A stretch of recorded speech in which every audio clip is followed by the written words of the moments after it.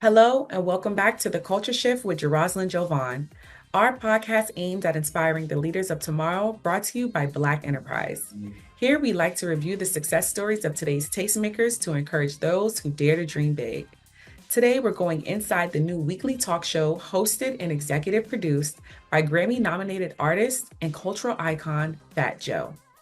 The show sees the hip hop superstar bring the audience along for intimate conversations and reveal unheard stories with some of America's biggest names. Fat Joe will drive the discussion in ways that only he can do. So join me as I get more insight into what viewers can expect from Fat Joe Talks with the one and only Fat Joe. This is a culmination of your 30 plus years in hip hop. Like, how does it feel to have this show? Well, it's a blessing. Uh, Always grateful for the good things in life. And a lot of things, if you would have asked me in elementary, would I want to be a talk show host, I would have told you yes. And so when I sit down with the stars people, I keep telling them, I said, thank you for making my dream come true. Like, this has always been my dream. And I don't just want to be, although I am the culture, although I am hip hop, I realize that there's certain barriers that just a genre, like I could sit in a restaurant next to Keith Urban, one of the biggest country guys in the world. I don't listen to country, so I wouldn't know who they were. They wouldn't know who Fat Joe is.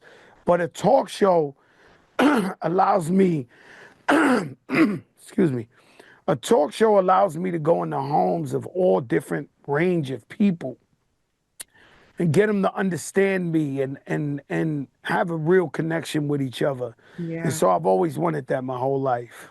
Most definitely. So, how do you feel? You mentioned hip hop. How do you feel that Fat Joe Talks will help amplify and raise awareness on hip hop culture? Man, it's all about hip hop. And even if I got a politician who's one of the biggest, if I sit down with Kamala Harris, we're gonna talk hip hop.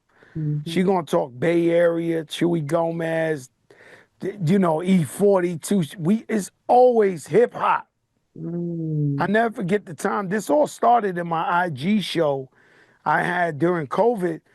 And I remember Dr. Fauci came on in the middle of COVID. He came on, and the first question I asked him, I was like, yo, my people want to know if we could go to the strip club. Like, what's up? He's like, Yes. Joe, it's not quite ready for that. It's not time for that. But I'm always talking Yes. from the culture, and I'm Yes. always talking from the perspective of the viewer or the fan. I can't just be Fat Joe. I gotta know what you want to hear when you watch it and be like, "Oh, Joe, why?" Ask him this question, and then like, boom, Yeah. that question will come on.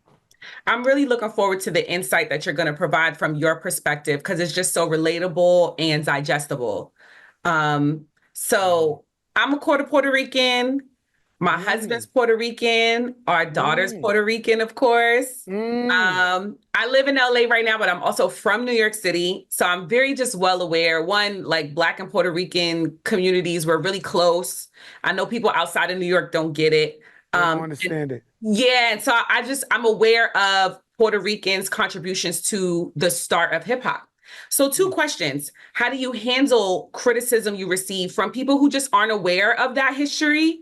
And will we see a guest on the show who can come and provide more insight on that topic? Man, we haven't had a guest yet on that. To me, it's nonsense.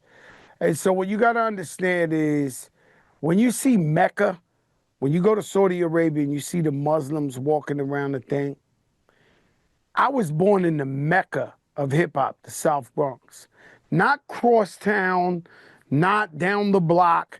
When I walked out my door, I would see Grandmaster Flash and Melly Mel playing pickup games of basketball. Mhm. The first Latino MC, Ruby D, from Fantastic Romantic from the movie Wild Style, would be playing softball with his brothers.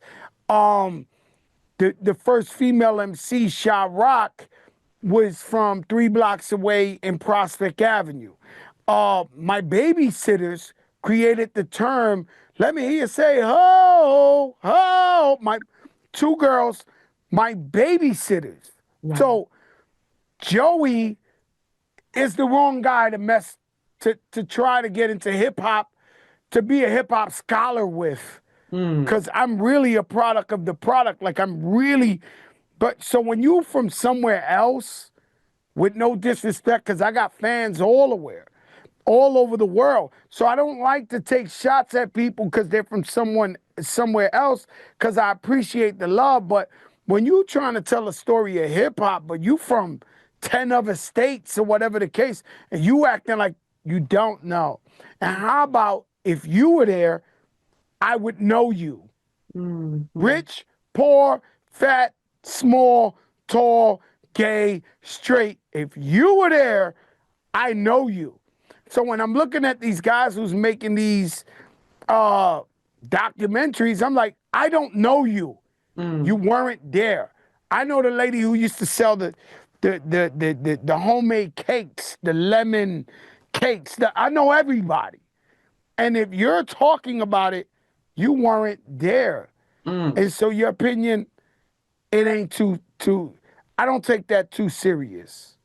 Well, I'm looking forward to having a guest on maybe next season, because we already here for season 1, Fat Joe Talks, October 4th. I'm so happy. I'm so proud. You deserve this.